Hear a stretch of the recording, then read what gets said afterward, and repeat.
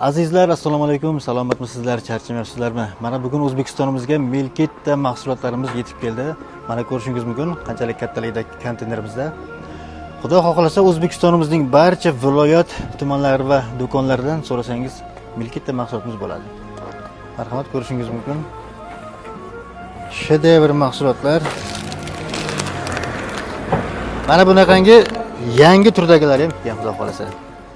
Bu juda ham shedevr mahsulot. Eng muhimi foydali mahsulotlar. Azizlar, aldanib qolmanglar. Har xil bo'lar bo'lmas konfet yoki shokolad yoki umuman bolalar mahsulotlariga. Mana bu narsani biz shaxsan o'zimiz sifat va tekshiruvni o'tib olib kelyapmiz.